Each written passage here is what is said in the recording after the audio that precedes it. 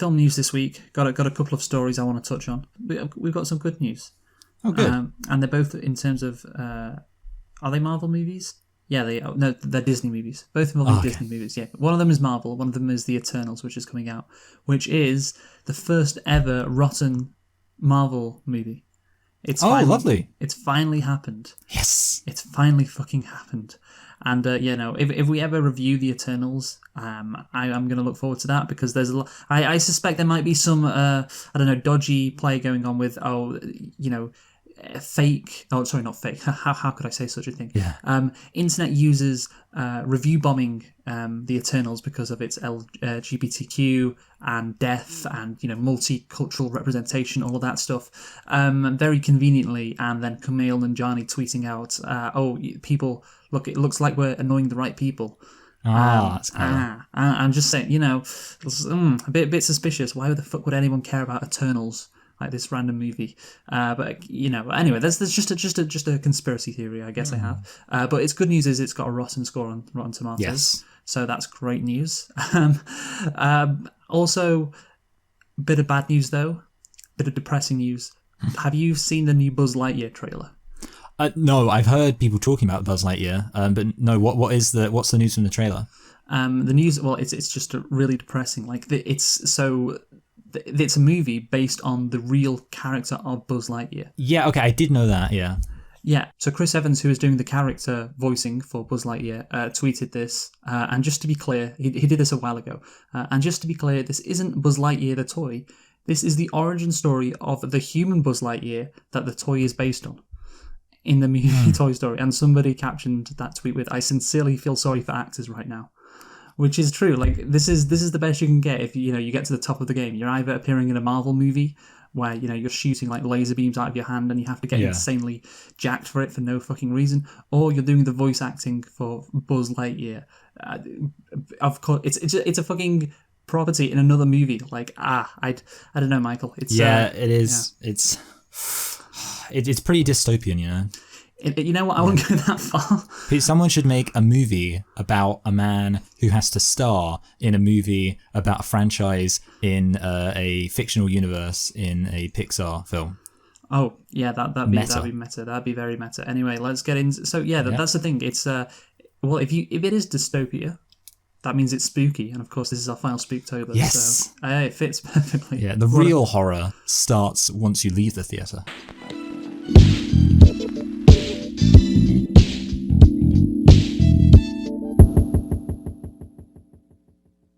Hello and welcome to Select and Reflect, the movie review podcast where we look at films that have come out in the near and distant past. We give them a couple of watches and evaluate them beyond first impressions. I'm your host Michael, and I'm joined as always by my co-host Luke. And this week we are concluding Spooktober, one day after Halloween. But, we've got in there in time. And to be honest, if I were more on the ball, I could upload this on Halloween, but I'm not going to. So one day after Halloween, we are finally finishing up our round of slasher films for this year, as we pointed out before, going backwards chronologically. And which really makes a lot of sense. Yeah. Yeah, really one of the OGs. Not quite the OG, but definitely a Renaissance trailblazer of sorts, and that is Texas Chainsaw Massacre. So, Luke, why don't you tell us a thing or two about Texas Chainsaw Massacre? Well, you say it's not an OG. What is the OG then? I kind of... See, the thing is, we did Psycho, which was when we were doing the slashers last year. Yeah, I don't know, I mean, it's got like the knifey, stabby thing. I mean, it literally is slashing. Yeah, no, you're right. Yeah, no, it is a slasher. Yeah, the thing is, how many people does he kill? Well, yeah. There's also a film from the 50s called Blood Feast about an Egyptian immigrant who runs around hunting down young girls so he can sacrifice them to his Egyptian god, which I think is also kind of a bit of a slasher premise. Yeah, no, yeah, that's true. But Psycho, I guess, counts. Yeah, that does count. But this is definitely very different, very, very different to Psycho in quite a lot of ways. And it was. Obviously, we reviewed Halloween last year. And we reviewed Friday the 13th already, and this was, a genesis of that to some extent, but we'll get into that later. So the Texas Chainsaw Massacre is a 1974 American horror film produced and directed by Tobe Hooper. Just the best name ever. Yes. From a story and screenplay by Hooper and Kim Henkel. It stars Marilyn Burns, Paul A. Parton, Edwin Neal, that's it. Jim Cedo and Gunnar Hansen. I wonder where Gunnar Hansen comes from. That's a good name. That's up there with Army Hammer. Well, I mean, he's Scandinavian, basically. That's what I was inferring. Because it's the most Scandinavian name ever. Yes. Anyway, he's from Iceland, by the way. So, this movie was released on October the 11th, 1974. So, yeah, not an anniversary date, but since we're doing slasher movies this year, again, this is, like Michael said, one of the OG slasher movies. And so, Michael, can you tell me what the budget was for the Texas Chainsaw Massacre? 40 million, no. I mean, this film, it seems like it would be low budget, and then also got the fact that the 70s is a long time ago. I feel like 500,000. No. Well, that was what Friday the 13th was last week. Really? Okay, yeah, because in my head I was like, I have the 500,000, so this is probably even, could this possibly even be less? Yeah, it is less, yeah. Yeah. So you worked that out all by yourself? 100,000. Yeah. Okay. 80,000 to 140,000. Wow. So yeah, I don't know why there's variance there, but there you go. It's a 100,000 would not be a bad guess, Michael. So well done. And can you guess what the box office was though? No, not really. I mean, again, like this comes into a manner of like any amount would be enough to justify the film being considered a success. Well, I assume. I don't think it made like a huge amount. In my head, I don't think it made a huge amount. But I'm still thinking, like percentage-wise, probably quite a lot. Maybe 20 million. 30.9. Okay. That's okay. Yeah. I was over halfway there. No, yeah, obviously it's a very famous movie, no doubt. Well, no surprise it was a massive success. And yeah, I'm sure you could find this out somewhere, but does this set the record to most money earned at the box office times its budget? Yeah, that's an interesting one. Yeah, like 140,000, let's say. Let's go the maximum end of the budget. But $30.9 million at the box office. So yeah, that's a lot of times over it made back its budget. So yeah, I mean it's probably like a horror movie, maybe the Blair Witch Project. Yeah, I think it definitely would be a horror movie. I mean, I feel like actually, I wouldn't be surprised if it's Paranormal Activity, because I'm sure that film was very cheap to make and it was a huge success. Or actually, I was going to say maybe one of the Saws. I think the Saws are better. But yeah, Paranormal Activity, like literally that film is literally just like webcam footage of a house. Yes. With occasionally something gets thrown. It's like, I refuse to believe that cost very much money, and it was a massive success, so yes. I wouldn't be surprised. I like the title of that movie as well, Paranormal Activity. Just very to the point. Yeah, that is true. I mean, to be fair, like if we're talking about overly literal titles for films, Texas Chainsaw Massacre has to be up there too. I was going to bring that up as well. Yeah, no, that is true. But that works to its advantage, though, as we'll get into. But anyway, Michael, let's get into what do we do first? Sorry. Well, you haven't said whether or not you like it, which is what we usually would do. I was thinking nitpicks first for some reason, but obviously this. So, did you like it? I liked it, and then was a bit disappointed, and then was kind of back on board with it. I would say on balance, I'm gonna say I did like it. Okay. Yeah, I'm going to say I did like it quite a bit. And I'm surprised you say you were on the fence about it, because I thought you'd really appreciate this. And this is one up until I think the end it dips down a bit.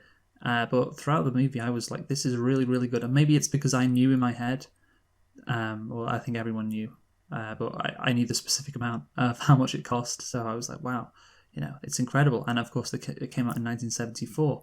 We're talking, how many years ago is that, Michael? It's 47.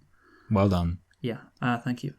So yeah, that's so it's like almost 50 years old, and it's really.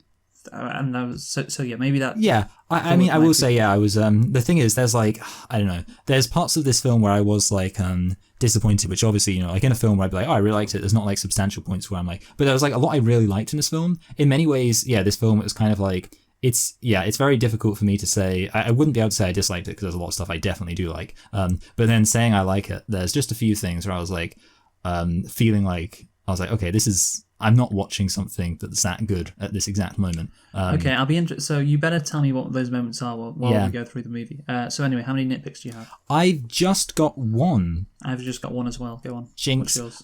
So it's basically that they leave. Well, it's kind of two things. So obviously they don't have the keys to the car, and yet they have the headlights to the car on, which I kind of thought you needed to have the keys in. But that, I'm like, okay, that could be like a thing to do with old cars. But like, pretty obviously they're definitely draining their battery, and it's just like, you just wouldn't do that. They and need to have more efficiency with their ERS. Yeah. But I did think it was really funny. I almost wanted to put it as a lit pick that the guy later on, the kind of crazy dad guy, is like makes a remark about not leaving the lights on so you save electricity, and I was like, oh, that's weird that you have, and I'm not sure if that is supposed to be intentional, because I don't think it was, but it's just interesting that they have on the one hand, like I say, they just leave their car with the headlights on, battery's going to be dead if they ever get back there, and then this other guy's like, hey, you got to make sure you don't leave your lights on.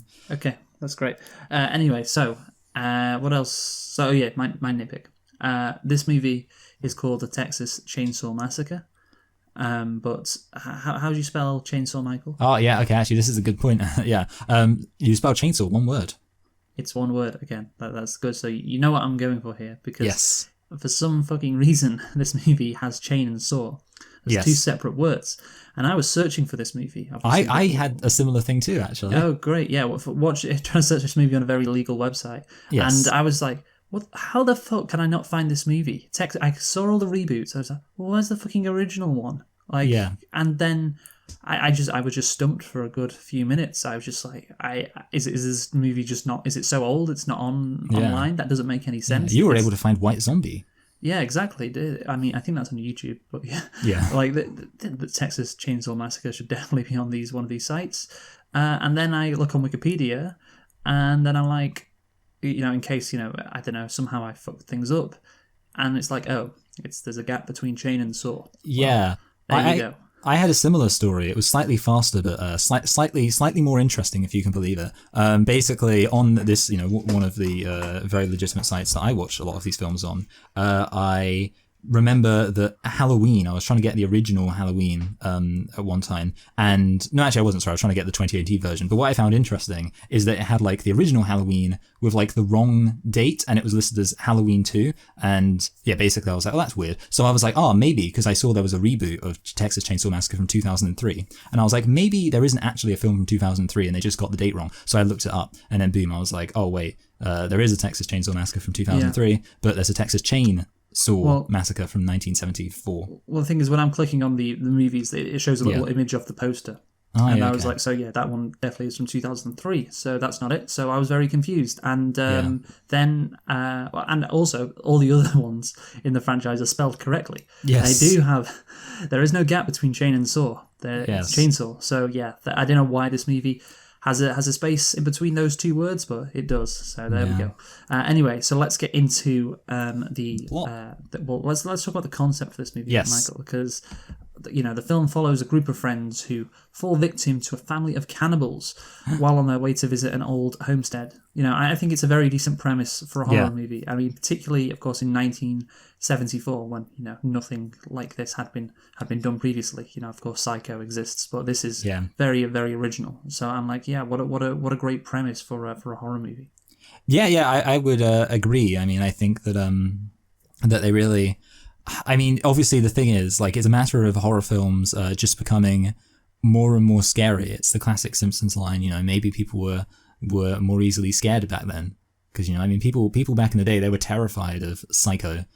Before then, they were terrified of White Zombie, and the idea of a full-on like zombie film with people getting torn apart would just not have existed in the 1930s. It was just sufficient to just have some people in unconvincing makeup waddling around, and obviously, considering that, it's like, good job. Unconvincing black people. That was very key to scaring people in the 1930s. Yeah, that was it. That was what made it scary. But yeah, basically, within that context, just coming up with an idea, this hardcore. And I don't think that's too strong of a word. Has to be respected. And I do think, I mean, it's kind of interesting because you can compare it to some of the later slasher films, and it's not as if you might expect like that this film would be less intense than the other slasher films, and it really isn't. Yeah, no, we'll get into that later when talking about its legacy, I guess. But yeah, no, so that's. I mean, you talked about the intensity. That's something else separate to the concept, but I can understand why you brought it up, even though it was the wrong place, Michael. But yeah, I know. What, I'll forgive you.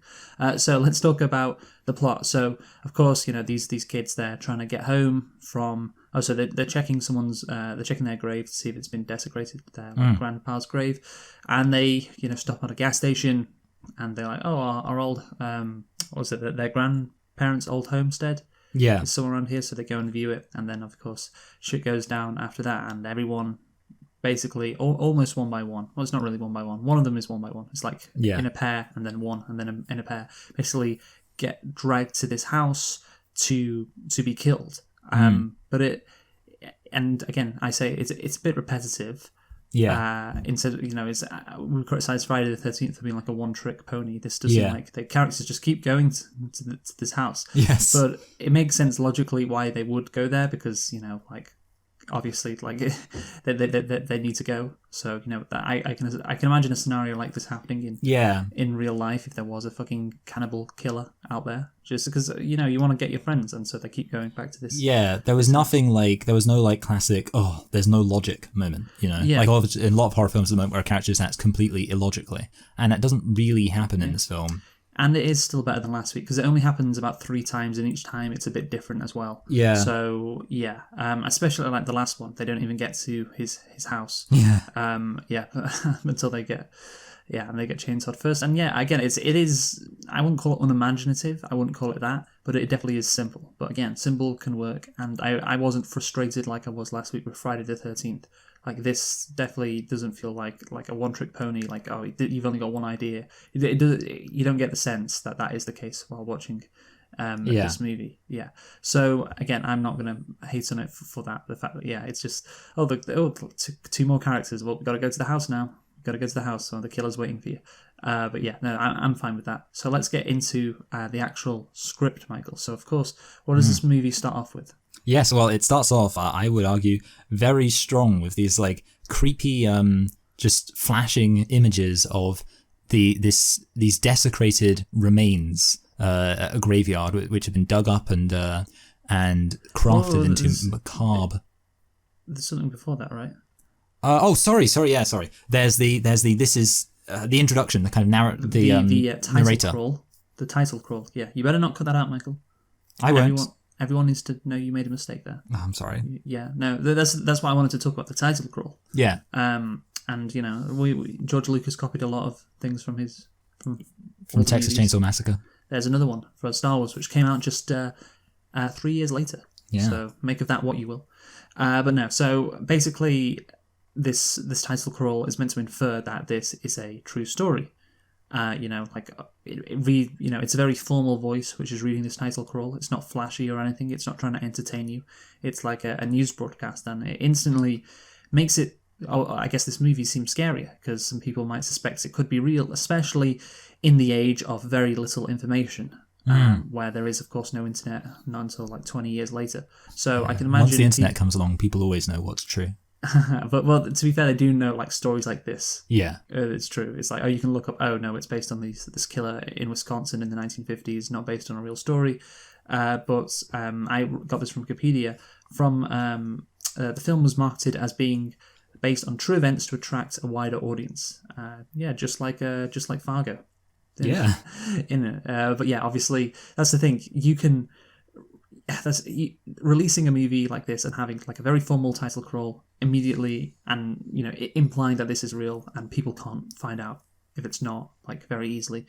Again, it's great because it's like a news broadcast, and then you literally get a news broadcast right after that too. So it does make it seem very real, and of course then if you think it's real, everything, or it's at least based on a true story, everything happening then in the movie is that just a bit scarier. And I can imagine that, it would be one of those things, certainly in America, for the next 20, 25 years after the movie was released, there's stories about, Texas Chainsaw Massacre was based on a real story. It actually happened in Texas, and people will be like, is that actually true? It's like in Return of the Living Dead, where the guy's like, do you ever see that movie, Night of the Living Dead? It was based on a real story. Yeah, exactly.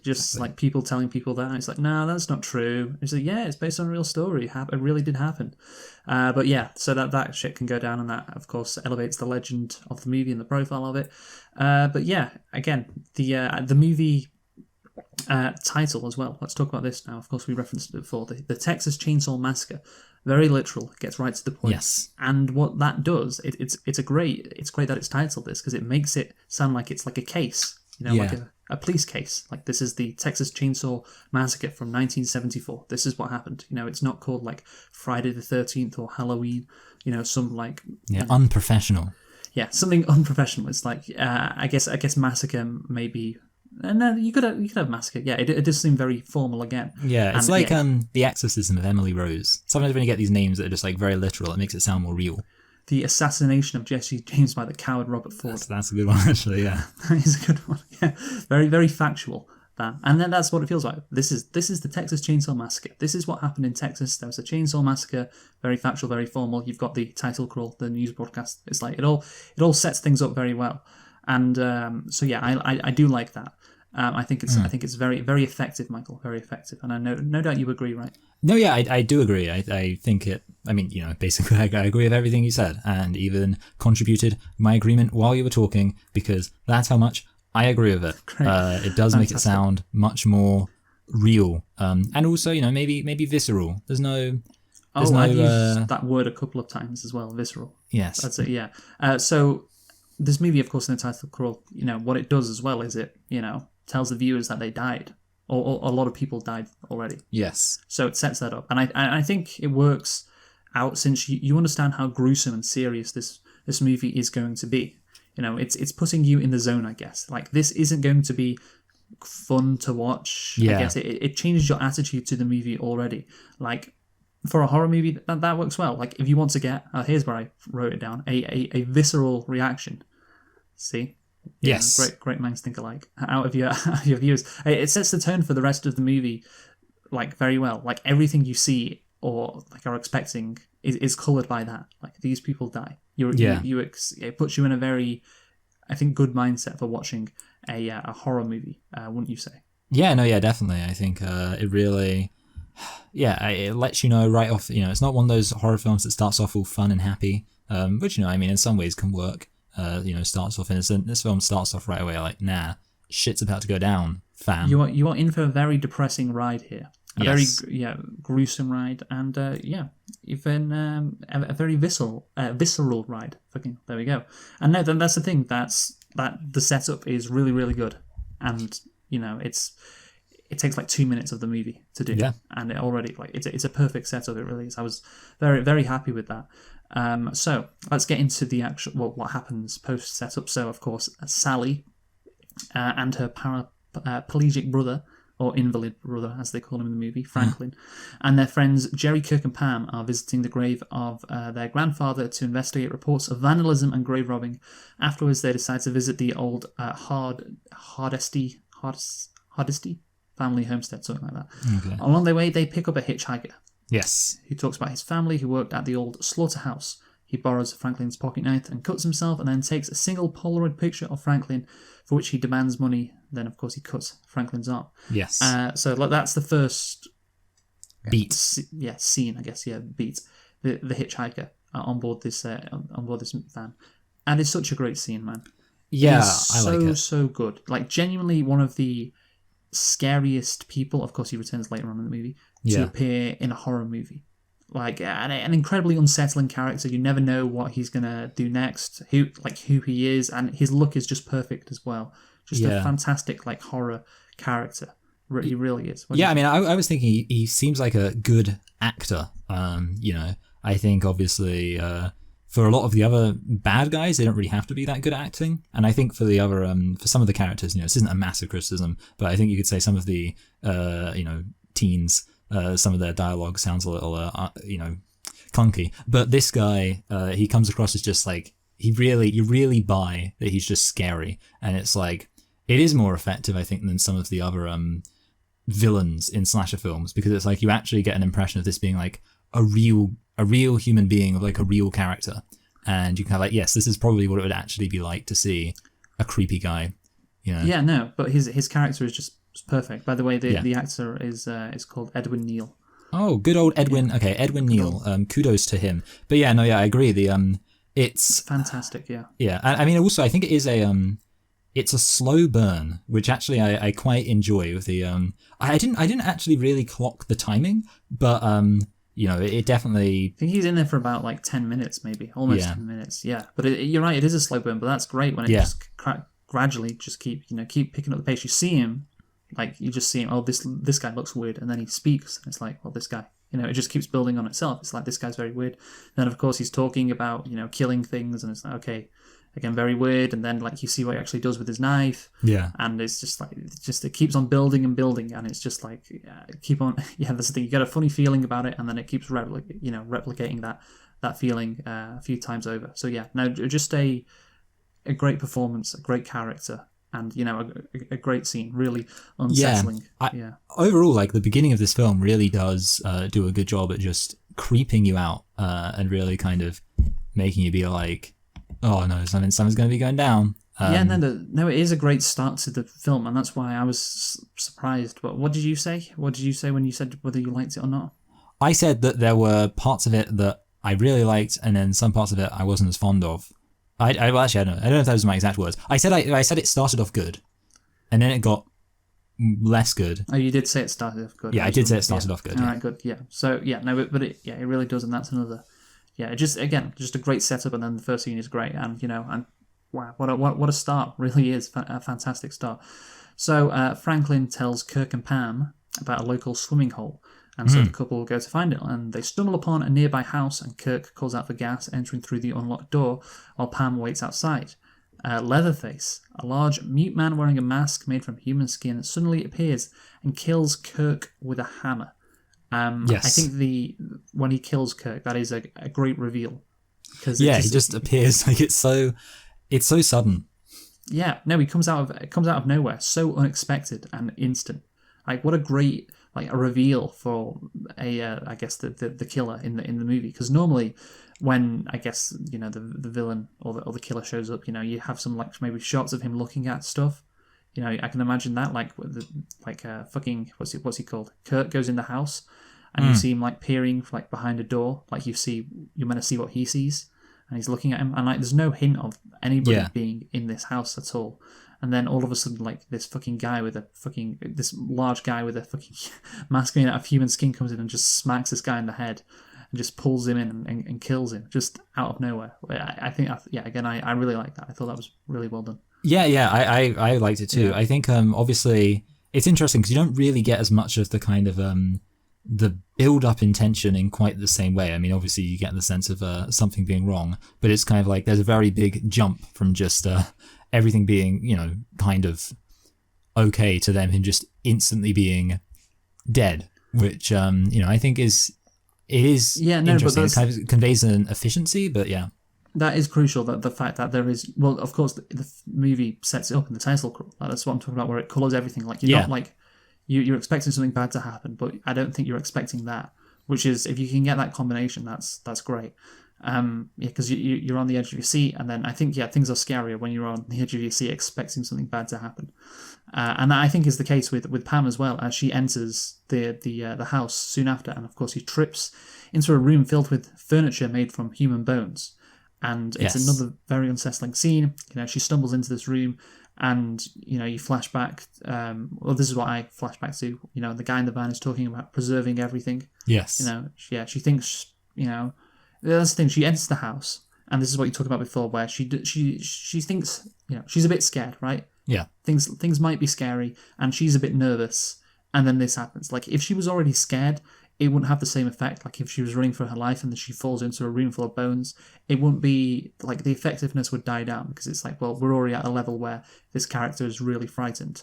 But if she wasn't scared at all, it would be really, really weird as well. Yeah. For that to happen. So again, it's the perfect balance when she when she falls into she's a bit nervous, she's a bit scared. Should I what's going on here? I don't know really what's happening, and then she falls into a room full of bones.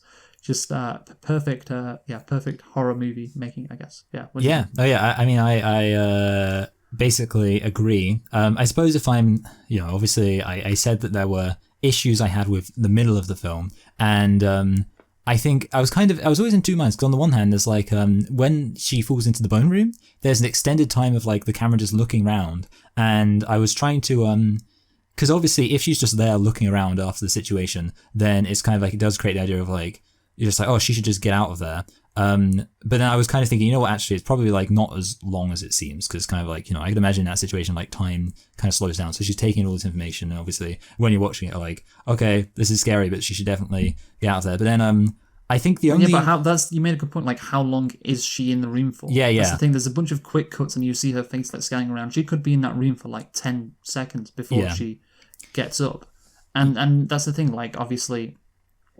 she. I do think all the quick cuts are great when you see, because you're just expecting. They are very jaunting. Is that a word? I might have just made that word. Okay, yeah.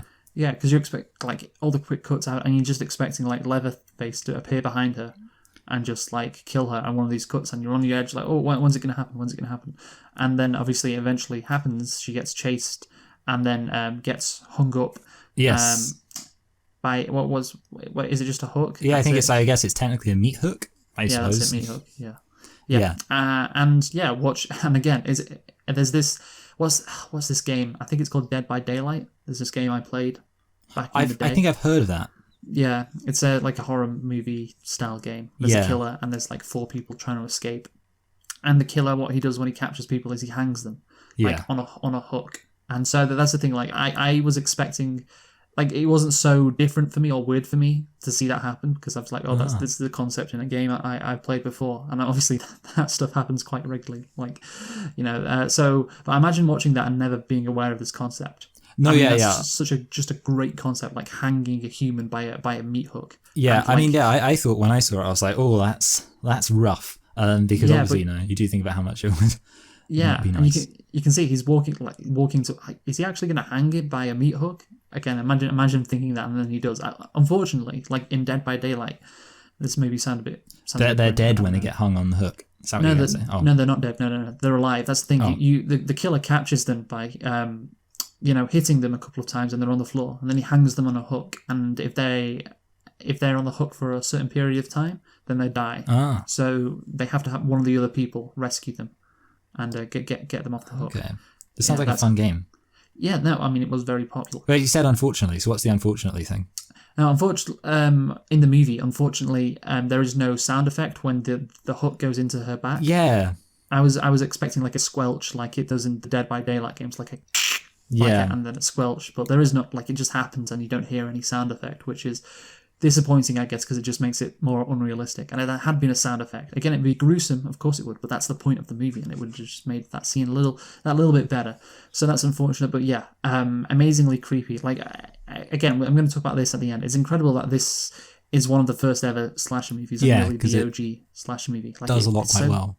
Yeah, so violent. Like, and this concept is such a great concept, like hanging a human by a meat hook, and it was one of the the first ever slasher movies, But yeah, I'll get into that more later. But so then on to Jerry, Michael. Oh yeah. Well, I was going to just say about how you get to see the implication of Leatherface about to chop up this guy, who I think is the girl's boyfriend. It was I was just literally about to mention that. Yeah. No, that's great as well. She has to watch as her boyfriend who's already dead at this point, of course, gets cut up by the chainsaw. Again, just a absolutely horrific scene, but just a great conceptual scene. And then, of course, Jerry heads out to look for Pam and Kirk at sunset. He sees the house and finds Pam, who is still alive, inside a freezer. Before he can react, Leatherface kills him. I think it's a great reveal with Pam in the freezer, because, like, imagine being in that situation, you hear just like a couple of knocks on the freezer, like, what the fuck, and then seeing her. But this maybe should have been a nitpick. I don't know how she was kicking and then seemingly, like, asleep. Yeah. I mean, I was kind of like, I was trying to think about it, and obviously I don't really know what the effects of cold are on people, but I can imagine maybe that, I don't know, you can have, like, short bursts, but then you kind of... It was a bit weird. That's why I didn't want to nitpick. I was like, maybe something to do with your body would make you do that. I'm not sure. But anyway, I like how what's it called, Jerry, he gets deeper into the house and discovers more unsettling and horrific things about, again, the seemingly normal home from the outside. Again, he gets deeper in and sees, like, these meat hooks in the fucking kitchen. So yeah, that's great. And of course, I do like how Leatherface kills him as well.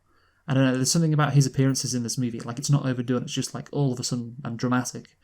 And it does convey scariness where, I don't know, it just... A worse movie would do it worse, basically, Michael. That's my analysis. Yeah. I mean...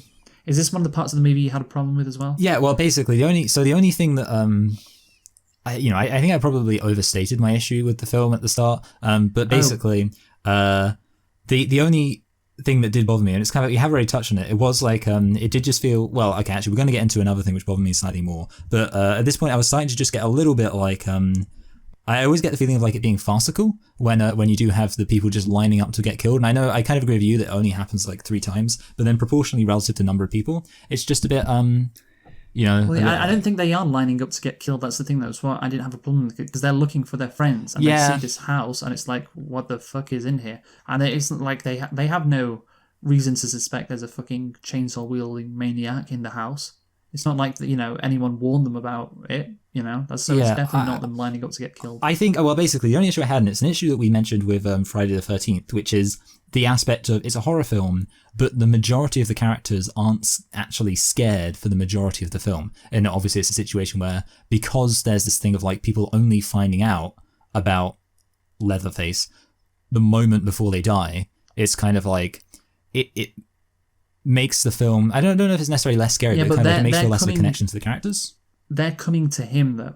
I think that is the difference. Yeah, like, rather they're coming to him. So like they don't suspect anything. Like, they're looking for gas, at this house, and it's a reasonable, like, it's not a nitpickable thing. Like, oh, maybe they've got some gas here we can borrow because we need gas. And then, oh, where are my friends? So I'll go here. So yeah, it is. It makes sense as to why they and. Yeah, why a lot of them aren't scared. Yeah. I mean, I'm kind of, basically, to be honest, it's not like a massive thing. It's I think, to be honest, the only thing I was thinking is that I would have I think I would have liked it slightly more if kind of like the way, I guess it's almost like the way the characters get themselves in a situation of getting killed in relation to the killer was a bit more kind of dynamic. And by that I kind of mean, so if, say, for example, 2 or 3 of them went into the house at once, and then maybe it kind of put them in a situation where you get like one of them gets killed and the other one's already in the house. I think that was just, so it's not like, this is, I just think it would make it slightly scarier rather than it's kind of like one goes into the house, gets killed, another one goes into the house, gets killed. That's... Well, if one of them survived, then they just run away, right, surely? Yeah, but I mean, you could have, for example, I don't know, say, then they end up dying, I mean, just an example that came to my head was like a bear trap or something. Like, they get to escape and then they get, so it's kind of like, you have all... I mean, I don't know why you'd have bear traps around the house. That's completely different to who he is. Well, I mean, I'm just saying, like, basically some kind of way where, like, you have a situation where, I tell you what, Leatherface could be a bear if he wanted to be a gay person, because he's big enough. But no, I mean, I'm just saying, like, the idea of kind of having a situation where, they're all in, like, the scare... Well, not all of them, but say the 3 people who die at the beginning are all in a scary situation together. And then basically they start to die, and then you're like, oh no, and then I mean, for me that's just what I prefer. It's not like, I'm not saying that what they did alternatively was like bad. I'm just saying I prefer everything slightly more. Two of them do get scared. Like, one of them is in the room with Bones and then sees her boyfriend get caught up, and then another one sees this girl, his friend, in the freezer. And so they are like, it's not like as bad as Friday the 13th. Oh yeah, where they literally just die silently, basically. There is like a good few seconds and they do. Yeah, they do have that moment of realization. No, I mean, overall, I would say this is the more minor thing. I can get into the thing which I think we're in a position now. I can get into the thing which annoyed me more. So this was like the moment. This was probably the lowest moment of the film for me. So I think it's basically the next moment, which is when I wish I could remember the girl's name. And to be honest, now I'm Franklin. Franklin's obviously named the guy with the wheelchair. What's the name of the girl who's with Franklin? Who's idiot. Sally. Sally, yeah. Basically, when Franklin and Sally are hanging out by the van, there were just like a few things that annoyed me. And so, okay, like one of them I'm kind of okay with, because it's just like... It's going to be your stupid autistic thing where you like nitpick. Expect everyone to act completely rationally. Well, not really. No, not rationally, completely perfectly, because I didn't have a problem with anything in this movie. Okay, well, I mean, so I'll go through everything, and then you can just say... Well, how much fucking things have it's not much. It's basically, so it's just... I mean, maybe, okay, I'll say the most minor thing, which is like, they're shouting for them and calling for them when their whole theory is that they've got lost. And it's like, sorry, obviously they're not within... Why is that bad? They're not... Well, if they're lost, they're not going to be within hearing distance, because like... Well, maybe they will be. It's fucking dark. Yeah, well, and then... What? Sorry, no, you would absolutely call out in the night when nobody can see. Well, I would like, if I was walking around, because the thing is, the way I look at it, if they got lost, it would, like, in my head, I'm like, well, if they're just so close, surely they'd stumble upon us if they've been like lost for so long and they happen to be.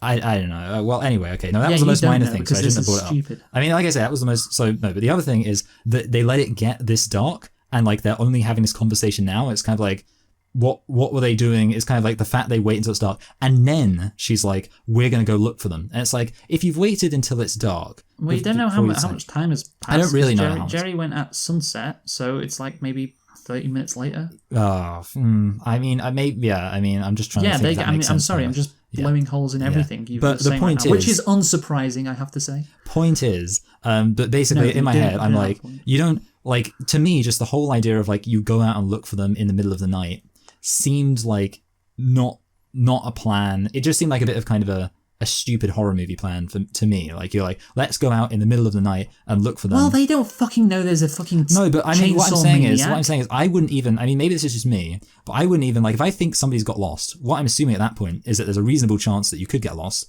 and that's ignoring the fact. And like, the thing is, they literally, there's a bit later on, you know, like only a little bit later on, where they're looking around and they're like, oh, it's so dark, I can't see anything. And in my head, there was just part of me that was like, yeah, that's probably why going out and looking for people. You know, for me, just like the whole, like, because here's the thing, though, because you rightly pointed out that like the sequence of like each, you know, the first three people going into the house made sense. I don't really think the idea of, oh, they've probably got lost, let's just go into the uncharted wilderness. You know, say uncharted wilderness, I'll tell you why it makes sense. Of the darkness. Your big brain couldn't figure this out. It's because, you shouldn't go into the darkness. What are the fucking options? Like, this is literally it. They have to go because it's dark, because they gotta sleep. You know, they gotta get back to where they are.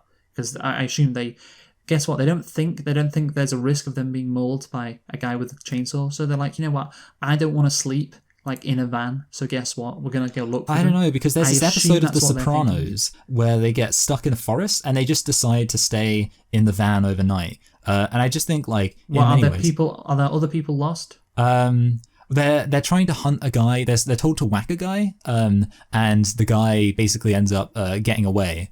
And then they're like, man, it's too cold. Let's just go in the van and hang out. I don't know. I mean, well, that's a whole different concept there, Michael. So no, you can't compare those two things. I mean, no. This is the thing. You did it in Halloween last year. I always remember you just nitpick, like, and I was just thinking through all of it. It's like, you're thinking, and again, you're thinking of like, oh, it takes too long for them to go when it's dark. It's like, well, it's sunset, and then the sun goes in 30 minutes later. It's dark. It's pitch black. Like, I think that's a reasonable time. It's just, you're being too autistic over this. There was no issue. It would never occur to me personally to be like, oh, I'm going to go try and find this person who I think is lost in the middle of the night, because it's just like... What if you really want to get back, Michael? What if you, like these people would? What if you want to get back to your house and you're like, fucking, let's just find these people and go home? Well, I mean, the thing that's confusing me there is surely if it's this late at night, they're not going to be able to get very far before they're going to want to go to sleep anyway. I mean, Am I being? I mean, it depends how far. I mean, I don't know. Like, maybe the house is. I mean, the impression I kind of got is that they were a decent way away from civilization, which I guess you are if you're anywhere in Texas. Yeah. But no, I mean, and I don't know. I mean, obviously, I'm just going to say as a final thing, because, and this is going to be, is that I found Sally's character, you know, I found it annoying when she was kind of like freaking out and like, give me the flashlight. I was like, oh man, this character's bothering me. In a way where, like, it's just, okay, so here's the thing. I think there are, like, and I know that, like, it's a reasonable thing to do, but I do think that there are characters who are annoying in horror films and there are characters who aren't annoying in horror films. And even though, and obviously the thing is, the characters who are annoying are often behaving in a kind of reasonable way where I could understand a human behaving that way, but I just don't want to be left in a situation where the final character who I'm supposed to be rooting for is the character who's kind of been, like, the hysterical one. Now, here's the thing. I do just, and I'm jumping ahead a bit, but I just want to clarify this. By the time you get to the end of the film, I actually am very much invested in this character and her struggle. But as I was watching the film sequentially, when I got to this bit where this woman's like, give me the flashlight, I need a flashlight, I've got to go find them, blah, blah, blah, being all whingy and hysterical, I'm like, oh, this is going to be an annoying character. Now, obviously, didn't happen. Your main channel, calling a woman hysterical and whingy. I know, but the thing is, like, I want to clarify. Men, well, here's the thing. I would argue that the trend of hysterical women, and I mean, I will actually say, even later on in the film, there was a thing where I was like, I was just like, that seems like a dumb horror movie thing, which is like when she's running away from Leatherface and she's just screaming inane, like she's just screaming, and I was thinking, to be honest, like at this point, no one's around. Realistically, at this point, you would just run. So fucking you're such an idiot, mate. Like I don't know how. You're thinking logically when somebody has got a fucking chainsaw and is taking you to get killed. You'll think, oh well, you know what? There's probably not going to be anyone around, so I just won't scream. To me, the idea of like somebody running away going, the thing is, Michael, seems goofy. You're not normal, all right? You're not normal. You don't think about things in a normal way, and this means that you see some stuff that happening in a horror movie, which is like normal human reactions, like to certain situations, and nothing is that bad. And you're like, oh well, you try to pick holes in it. It's like when we were talking about Borat. Remember that Borat? It was 2. And you were like, well, if somebody said to me... somebody said to me, what is the ideal hair colour for a racist family? Yes. Yeah. And you would like, well, normal people would just go, oh, probably this colour. Instead of what a normal person's reaction would be, like, what the hell are you talking about? What do you mean by racist family? I don't know. And this is the exact same phenomenon here. And it's grating, Michael, to have to listen to. It's grating. I mean, perhaps have you ever considered that I'm the only normal person? You know what? There's a quote which I think is really important. It's no measure of health to be well adjusted to a profoundly sick society. I don't want to be healthy in a society. You're like the Joker, where people challenge people who ask questions about racist hairstyles. You are like the Joker, Michael. Yeah. If anyone could be the Joker, it would be you. Yeah. But why is there fucking chewing gum on my? Sorry, go on. Continue. I mean, I was just going to say. I mean, it's worth noting that this isn't a thing which made me overall. I mean, here's the situation I was in. Basically, I'd already seen this film over a year ago because I actually decided when we were watching the other slasher films, I was like, you know what, I'm going to watch Texas Chainsaw Massacre because I hadn't seen it. So I remember watching that, and I remember liking it. And then today, obviously, I was sitting down to watch it again, and I was thinking to myself, yes, I like this film. I think this film's like, well, I'm not going to give that away, but I remember thinking, oh, I like this film, and then when I got to this point, I was kind of, and again, I mean, obviously, maybe it's because I'm just a weirdo, but by this point I was like, do I really like this film? But the point is, and this is the key thing, I mean, I know you think that I shouldn't have even been questioning whether or not I liked this film at this point, but by the end of the film, I was like, oh yeah, I do like this film. But I don't know, I mean, if you like, we can move on to kind of, well, move on, and then we can both be in agreement that the film's good again. We will move on. Again, we will move on. And you've just wasted 10 minutes of my life, Michael, which I'll never get back. So I liked when Leatherface just appeared with a chainsaw and started killing Franklin. Yeah, so of course, Sally... well, here's the thing. Frank... This is what I was a bit disappointed by. You liked Franklin. But the thing is, Leatherface, of course, lunges from the darkness and kills Franklin, and... I don't know. It was... The thing is, Franklin, I thought he would last longer because he seemed like he was the main character. Yeah, he also seemed smart to me. Yes, and he was going on about the van being painted with blood and all, and it's like, oh, Hitchhiker's going to come back, and there's going to be something that happens later on in the movie with them. And it was just, oh no, he just gets killed by the chainsaw. I was like, it was a bit of a letdown. I was looking forward to something happening with him. But then again, I'm like, well, if he's in a wheelchair, this was always going to happen. He ain't going to escape. To be honest, I mean, my main thought is just, well done that Franklin didn't just die immediately. Because you could imagine another film where it's just like, the wheelchair guy just gets left somewhere and then he just dies because he can't defend himself. So, but to be fair, I will say, he didn't have to be in a wheelchair. That was a choice from the director. Yeah. So he didn't have to be. Yeah, they could have had one of the guys who could actually walk seem like a main character. That would have been better. And maybe it's them two at the end, and like you can still have the final girl trope. He just lasts longer. I was a bit disappointed when he dies, but again, if he's in a wheelchair, that's what's going to happen, I guess. Not very unsurprising. But anyway, so of course Sally is then chased around. Yes. And then back at the gas station. Yeah. Oh, actually, I do have a point about this, and it's not a criticism. It's just something I've always thought about.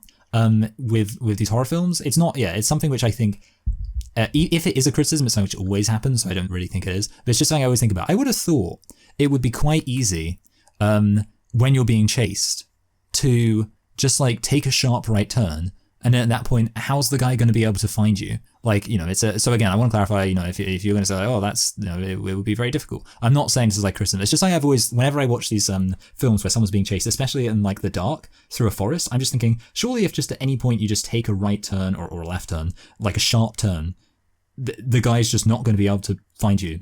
So I guess so, but maybe if you haven't watched a lot of horror movies and you're in this situation, maybe that's not the first thing. It's always something I've trained all my life for this situation. I know how to get out of this. It's something I've always I've also actually sometimes thought, I never mentioned this with Scream, but that moment where the Scream guy is chasing her through the van and he sticks his head out, I've always thought how funny it would be in like a kind of subverting expectations sense if he like crawled through the van through like the back door or whatever he's doing, and then she was just waiting on the other side and just started kicking him in the face, because it's like, think about it, he's completely incapacitated. It's just a thing I've always thought about. Yes, people, well, when you say think about it, people don't really tend to think about that in those situations, so it's unsurprising. But anyway, if I made a slasher film though, I just want to say that's what would happen. You just have like the woman just avert the serial killer and you'd be like, damn it, I lost her. Just have to go everybody's like a robot who knows exactly what the perfect thing to do. I actually, given the situation. honestly, I look forward to Michael's horror movie. I would actually really like to make a horror film and see. Oh, that'd be so entertaining. I honestly I'd love it so much. Everyone would just absolutely love it when like the victim is being chased and they do everything right and they escape and there you go. And they call the police. That's the horror movie. No, but anyway, I mean, to be fair, I don't know. Maybe I just get around it by having the villain have superpowers. Anyway, okay. The point.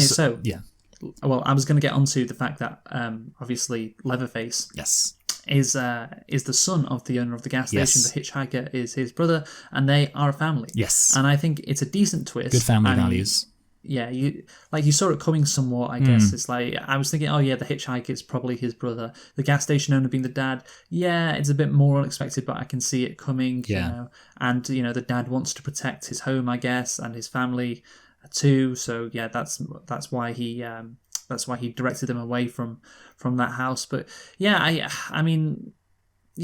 think it's a twist at the end, I guess, but it's not that great a twist, but I don't think you need to do anything great with it necessarily. I kind of agree. Yeah.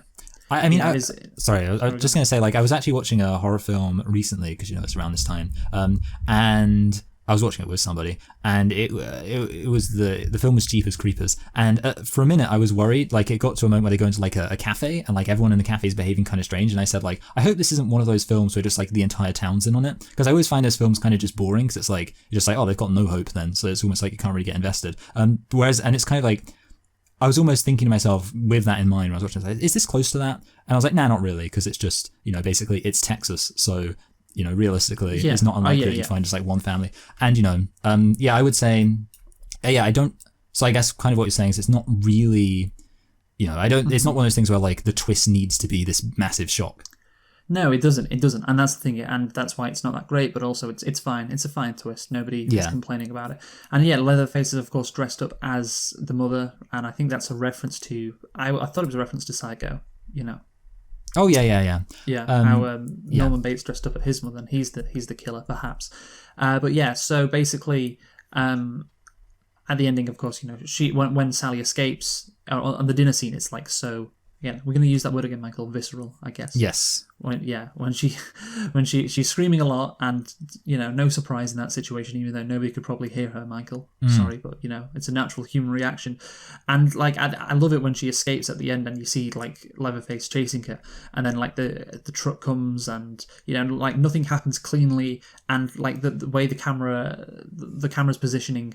It really does feel like you are really watching this in real life. Like, it feels so natural when she escapes. And maybe a bit at the end where Leatherface gets too close to her and will she get in the back of the truck? And she just does. It's like that bit's a bit like, okay, that's a bit for the movies. But apart from that, it feels completely natural. And I was like, that is, again, a really, really well done escape. And like the last bit of tension, I loved it, I have to say.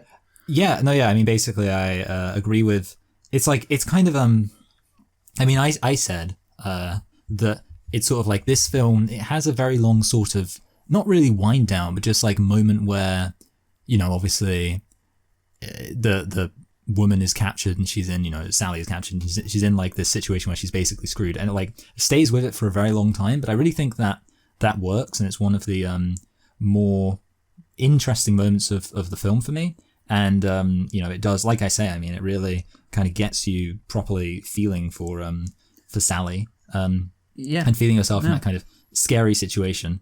And it's always like, I also think it's kind of interesting because it's like the way they argue. And at first, when I was watching it, I remember thinking like, oh, is it just going to be that they kind of fight amongst each other, and then like, that it was almost like maybe she like provokes it and she's like, hey, you shouldn't let him speak to you like that, and it's kind of like, they end up fighting. I was thinking, to be honest, that would seem a bit silly, and I kind of liked how it was instead, which is basically like they argue with each other and they like get angry at each other, but it's just because they're crazy, and it's like it's kind of like there's very little sense of hope for her to escape, and it's kind of like when she does escape, it's like a good combination of somehow it feels like she's not going to escape and it's hopeless, and yet when she does escape, it doesn't feel stupid, which is quite an impressive thing to pull off. Because like with lots of other she doesn't do anything clever. That's the thing, and it's like after a while, of course she's been hit in the head as well with a hammer. It's just like eventually it happens, and I guess that is again the most realistic way she would escape. So yeah, again, I really did like the ending as well.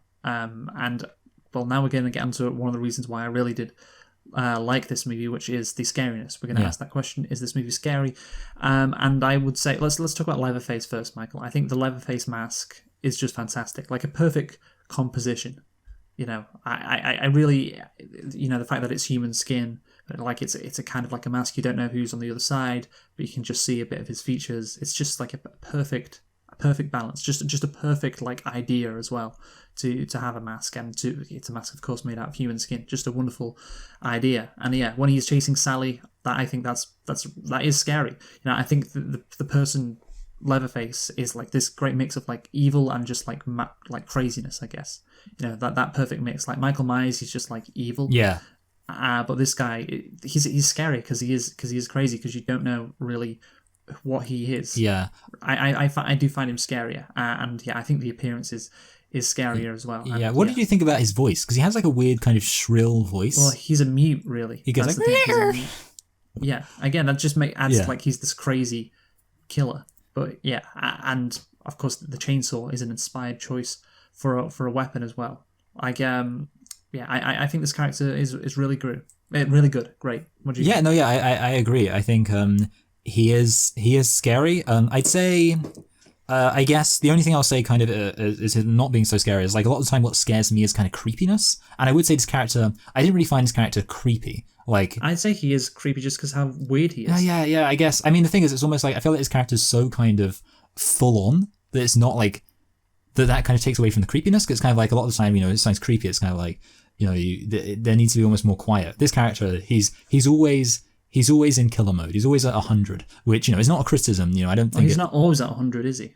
No, yeah. I mean, to be fair, yeah. Sometimes he's just being like off in the corner. But I mean, having said that, but he's kind of like an animal. That's the thing. I actually do think the comparison to an animal is something I was thinking about, and I do think, I mean, that is actually something which I find I do find scary, which is like the aspect of and I suppose I can mention it here. I also think it's probably a thematic thing, but I'll mention it here because I think it also has to do with the scariness, which is like the aspect of kind of not even being viewed as like a human being, which is kind of present in this film, and it's one of the reasons why I think like the whole well, I think it's why the cannibalism thing, the kind of butchery thing, works really well, because it's like you get the impression that, obviously, like I say, Leatherface is an animal.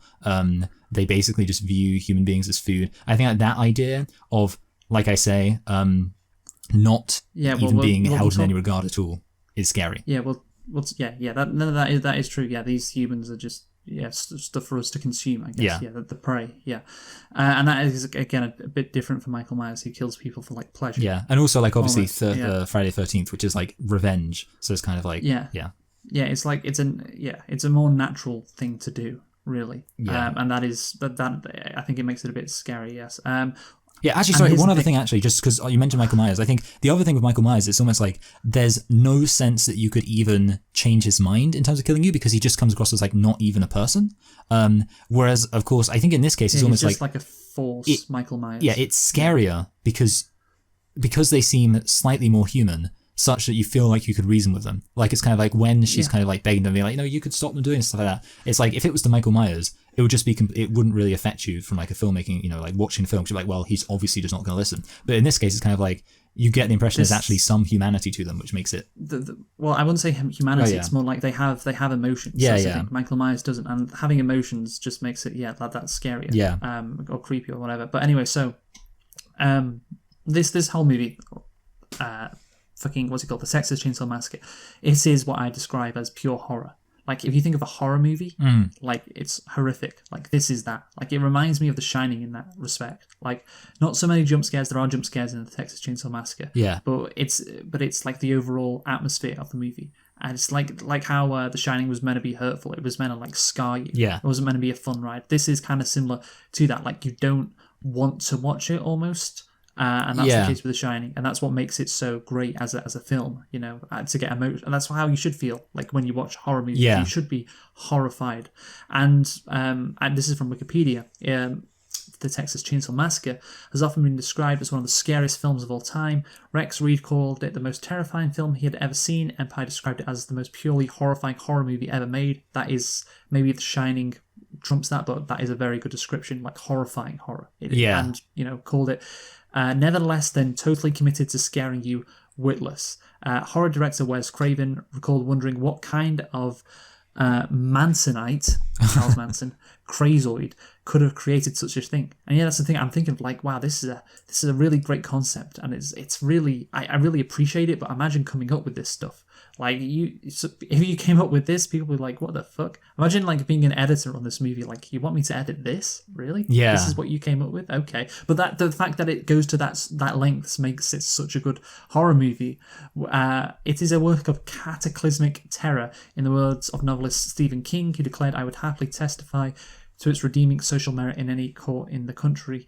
Critic Robin Wood found it one of the few horror films to possess the authentic quality of a nightmare. Yeah, and I would agree. It is like nightmarish. It is like it's horrific. Again, that's the best word to use. And of course, when we talk about horror movies, well, then there's nothing better you can do than horrific. And yes, again, Sally screaming at the end of the movie. You know, it's distressing to watch. I don't know. It's kind of like the Clockwork Orange movie, Michael. Yeah. When we're flashing her eyeballs, I think. The director was maybe going for that. I don't know, just a thought. But yeah, you consider like the horror in that movie, also done by Stanley Kubrick, of course. And yeah, it makes sense. Again, it's not a nice movie to watch, this is, but if you want to get properly scared, and like, well, maybe not properly scared, really, but like properly like, oh, this is horrible to watch, I guess, in a good way. Like have an emotional reaction to watching something. This is the movie to watch, along with The Shining. Like I think actually a kind of thought that came to my head is like, it's not a sleepover movie, like a kind of, because like there's the idea of like Friday the 13th is kind of like a movie you can imagine like little kids watching on a sleepover. And just being like, kind of, not really paying attention, just kind of talking over it and, not really being affected by it. And I feel like that's not, you couldn't do that with this film. You can. This ain't fun. This ain't fun. Yeah. This is a horror movie in the truest sense of the word. Like, yeah, probably nightmarish. You can't like enjoy. Have a good few scares, and have a good time. No, this is not it. And you have to appreciate that. You really do. I certainly do. Like, what did I give Friday the 13th? Like a 3.5? This is going to get double that in the scores. Spoilers there.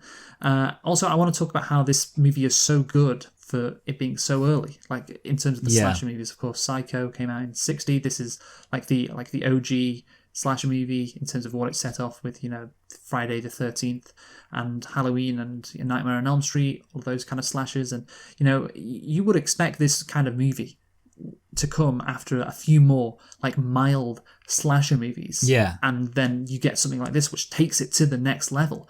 But no, this is the first like proper slasher movie, and it's the creepiest and it's like the most visceral. That's the thing. Like when I was watching it, I was thinking all the time, like, I can't believe this came out in 1974. Like, this is the first. You would expect this maybe to come after like Halloween. And like it raises the bar even further. But this was the first one, and that makes me appreciate this movie even more. Like, it didn't have really anything to build off, and some person decided, no, we're going for this right away, which of course was Tobe Hooper. Anything to say on that? No, yeah. Actually, I suppose one question is, does it make you feel like Halloween? Maybe it gives you a lesser opinion of Halloween, because you're like, oh, Halloween was a real step down. No, because they're different movies. Yeah. They're going for different things. It's like the creepiness in suburbia. Again, that's the real that atmosphere is what I love about Halloween. This is of course not in suburbia. This is going for something different. But it's definitely in terms of like in comparing the intensity. This is like you said at the start. This is intense. This is very intense. This is more just violent, I guess. And that right there is a surprise, given it was the first one to come out. And I looked on Wikipedia, and unsurprisingly, Hooper struggled to find a distributor for the movie. Yeah.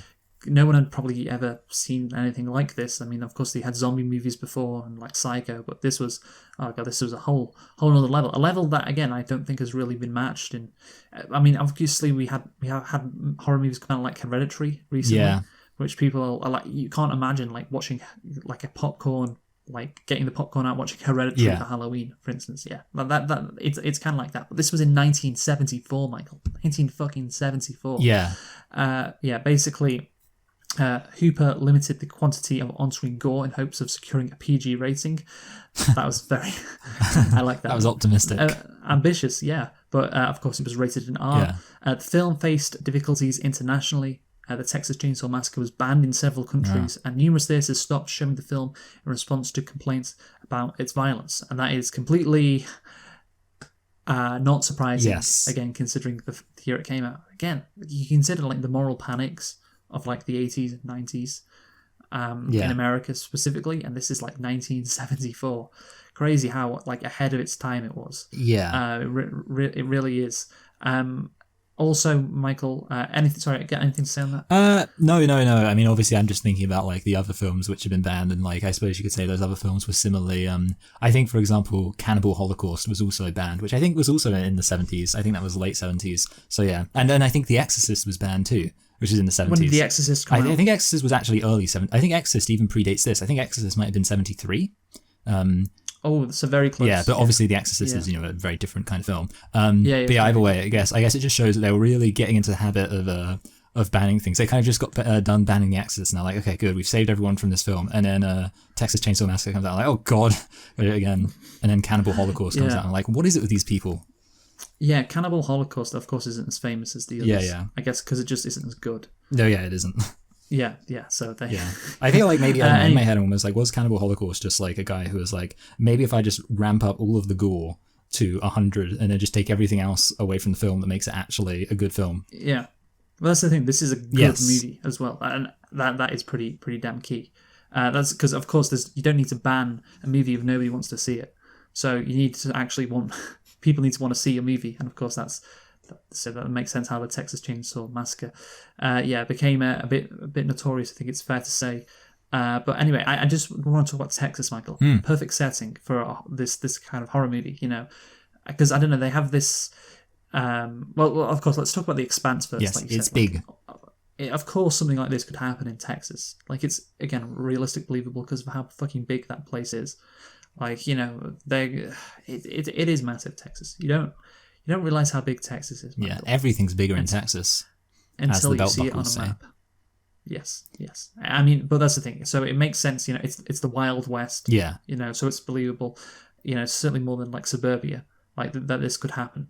And again, like suburbia, of course, that's Halloween, but they're different things going for, in different directions. So that's fine. And like I don't know, there's something about like the American South which is inherently creepy.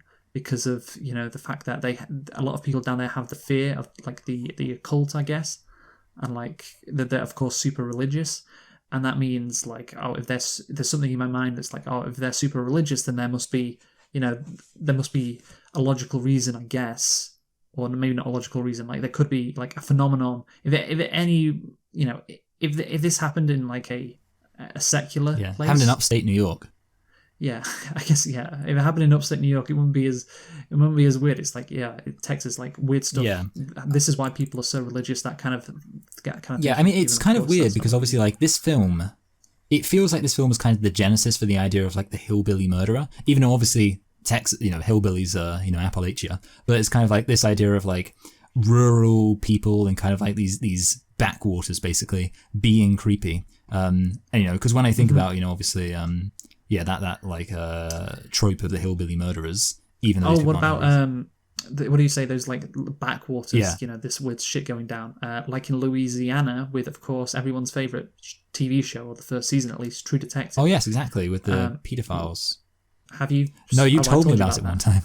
Yes, I did, and it's fucking scary. It's a great, again, it's not really horror, but it is kind of like horror. Yeah. You don't have a guy like Leatherface in True Detective, but you do have this person like the Yellow King, and you're just piecing shit together about all the horrific stuff that goes down, and like the occult, and like these abandoned churches, and it's also creepy, and it's like it makes sense setting that there in Louisiana, like this. I think the satanic stuff that goes down there, and the voodoo. I think that's it. There's the Cajuns. Yeah.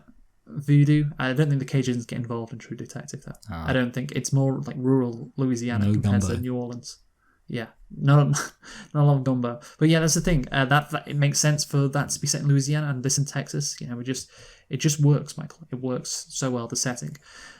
So just a quick on its legacy. Of course, it's credited with originating several elements common in the slasher genre, including the use of power tools as a murder weapon, the characterization of the killer as a large, hulking, faceless figure, and the killing of victims. How impressive it was, at the time, and how it remains one of the scariest slasher movies ever is great. And the fact that it brought all this to it. What's surprising to me is that the sequel wasn't until 1986, and it's kind of like weird because obviously Leatherface very conspicuously doesn't die at the end of this film, so it's kind of like you have to wonder why it is. Maybe it's just because they couldn't be bothered with dealing with all the drama again.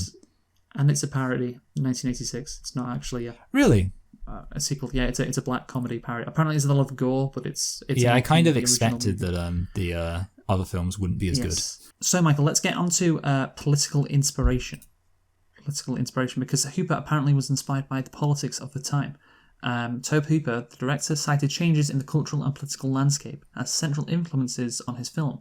His intentional misinformation that the film you're about to see is true was a response to being lied to by the government about things that were going on all over the world. Well, thank God that doesn't happen now, and didn't any time before the early 1970s and late 1960s, including Watergate, the 1973 oil crisis, and the massacres and atrocities in the Vietnam War.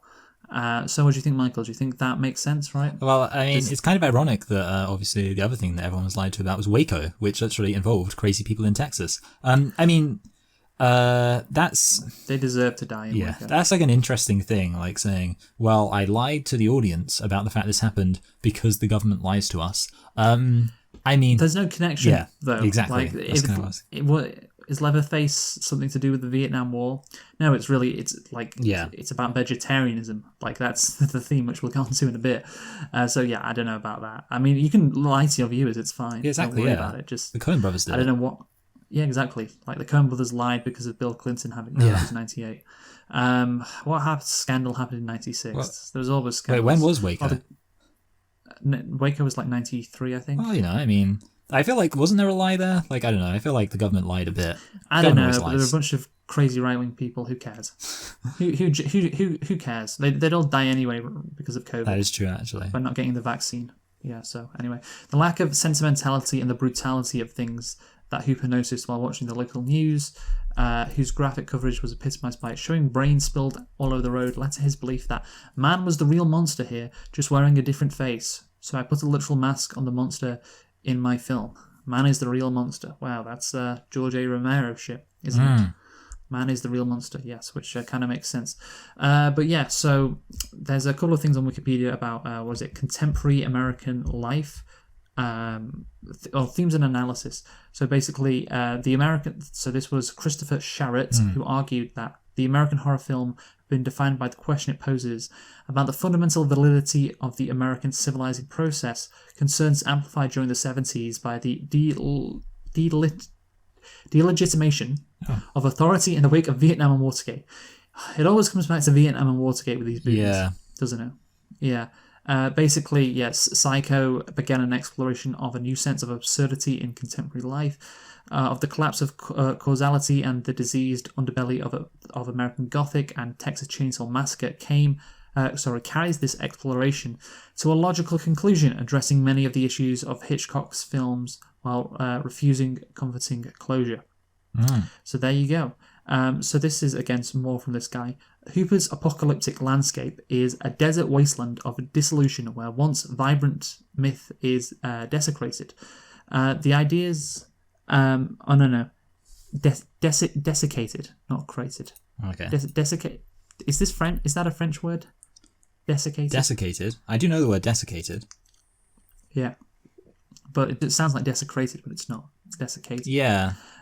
The ideas and iconography of Cooper, Bret Hart, and Francis Parkman are now transmogrified into yards of dying cattle, abandoned gasoline stations, defiled graveyards, crumbling mansions, and a ramshackle farmhouse of psychotic killers. The Texas Chainsaw Massacre is recognizable as a statement about the dead end of the American experience. These people lost their jobs, so obviously, yeah, I think you could say it does talk about the desiccation, let's say, of inner America, middle America. That's the term. Middle America. Yeah, and yes. you know, I think within that context, I mean, if they made one nowadays, it would be about a bunch of old steel workers from Michigan. Okay. Robin Wood characterizing Leatherface and his family as victims of industrial capitalism. Their jobs as slaughterhouse workers have been rendered obsolete by technological advances. He states that the picture brings to focus a spirit of negativity that seems to lie not far below the surface of the modern collective consciousness. Naomi Merritt explores the film's representation of cannibalistic capitalism in relation to George Bataille's theory of taboo and transgression. She elaborates on Wood's analysis, stating that the Sawyer family's values reflect or correspond to established and independent American institutions, but the embodiment of these social units is perverted and transgressive. So there you go, Michael. Family values. Yeah, I mean, we said family values right at the beginning. You know, you get together, sit down for a meal. No, not a phone in sight, just people living in the moment. This is the thing, there's this, again, on all this analysis of horror and media, like there's this undercurrent of unhappiness in America. Yeah. Like for the first time, things are going badly. Our government isn't great. Like oh my god, and they can't cope, so they make fucking movies like the Texas Chainsaw Massacre. But so you know what? It was, it's good. You know what? Yeah, it's good that the government lies because it means we get good movies. Well, it's good that they grew up and were so traumatized by it. Yeah, that's true. It's like, how could the government lie to us? Oh, how could they do that?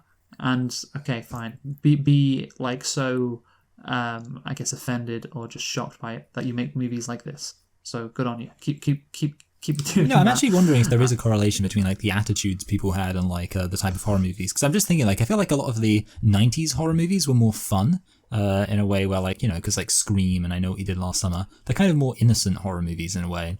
And maybe that's because it was because everything was going great in the 90s. And then after Iraq happened, suddenly you've got Saw and what's it called? When did Saw come out? I think really 9/11 because Saw I think was 2001. So I don't know. Ignore me. I don't know if there's Hostel. I don't know about that.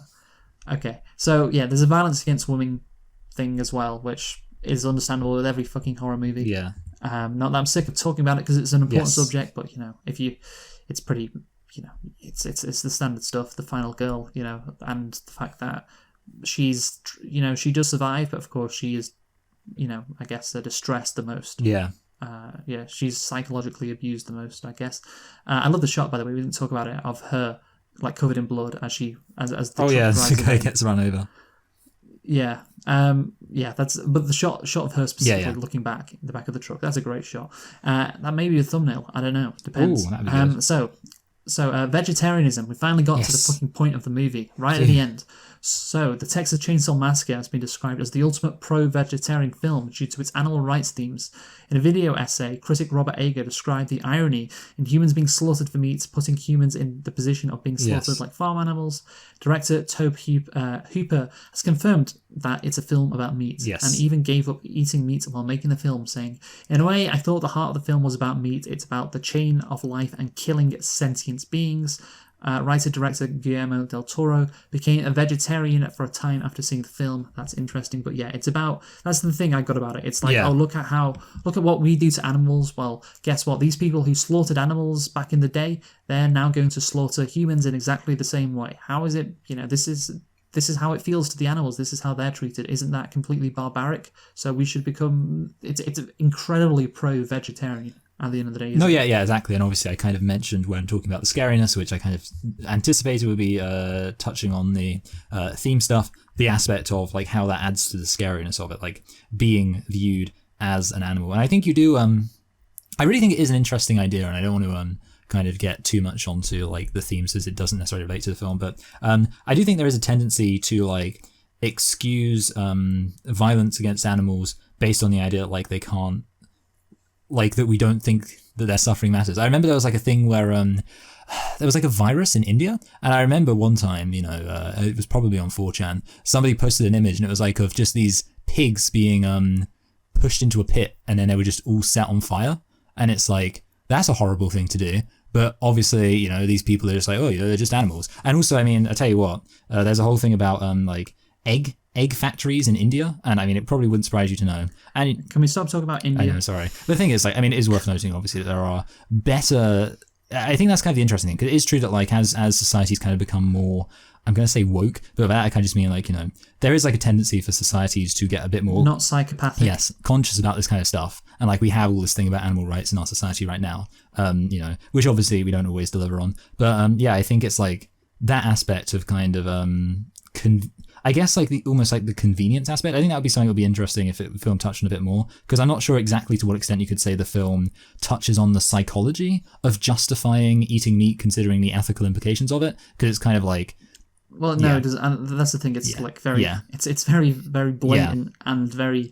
I don't want to say shallow, really, but it kind of is. It's like, this is, look at what this is, eating meat. Well, you know, you won't like it, would you? Yeah. Because so don't do it to Believe animals. me, Billy, if a cow could eat you and everyone you ever loved. Yeah, exactly. Yeah. So, and I guess if you want to look at it in a deeper sense, maybe this is me reading too much into it, but of course, the thematic element of the fact that, you know, the grandpa, he was the best fucking, you know, slaughterhouse person ever. Yeah. And he killed so many. And then, like, he's old, he could just be, like, kind of normal. And then his, like, the dad is slightly more crazy. And then the sons are, like, obviously the craziest. You know, one's a fucking, wears a human mask. Yeah. On his face. But yeah, so this attitude is basically passed down, and you know, the killing of animals eventually leads to this barbarity. Yeah. And it gets more and more extreme and shows the inherent, I guess, violence of America, or of people who eat meat, I guess, in America, maybe to be more specific. And this is, and things are just getting worse and worse, and it's because, it's you have this worldview. Eventually, it'll morph into something, barbaric like this. And so maybe that's something, but I don't know. I've just thought of that.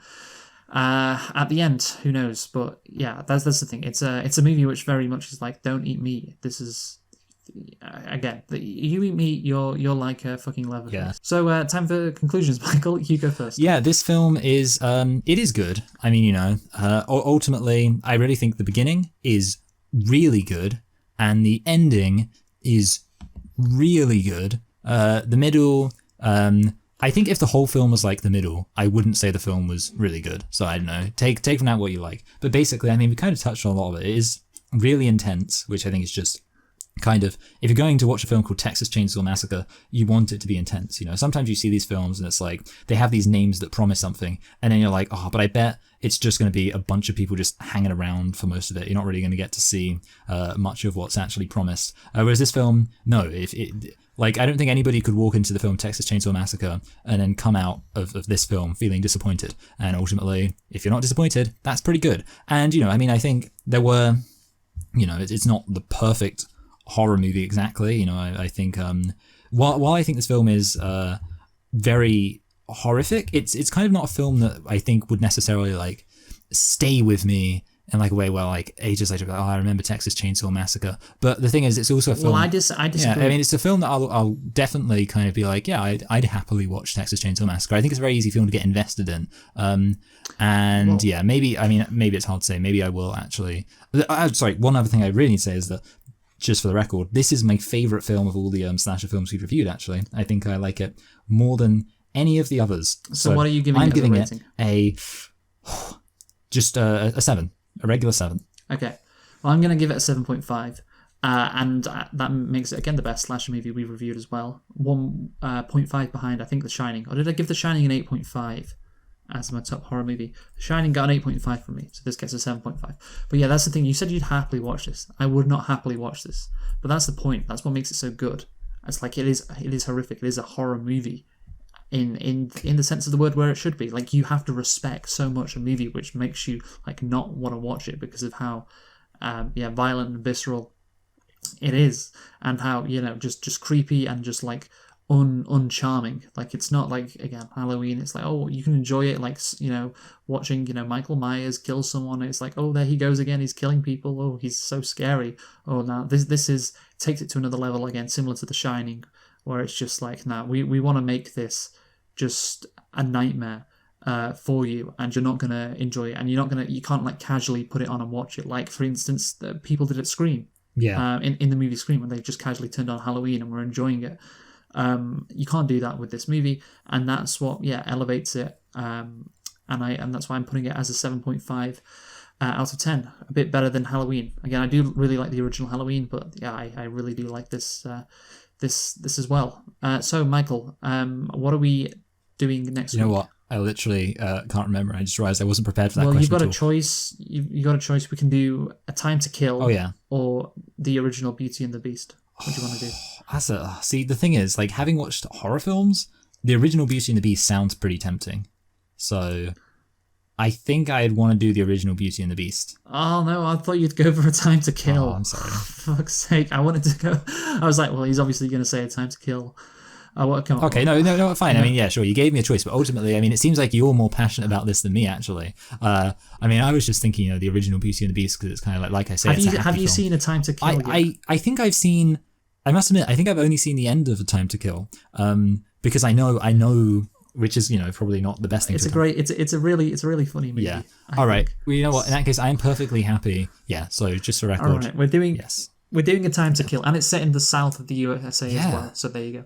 So thanks for listening. We've been selecting and reflecting on the Texas Chainsaw Massacre. Spooktober is over, as you can tell by the upload date. We are in November. That's it. Spooktober is over for another year. Not the best Spooktober, I have to say, but we ended on a strong movie. Yeah. Thus begins our month of Remembrance Day themed films. Yeah. Well, A Time to Kill, people do die, I guess. That. Right. Join us next week for A Time to Kill. I've been Michael. I've been Luke, and thanks for listening, and goodbye. Goodbye.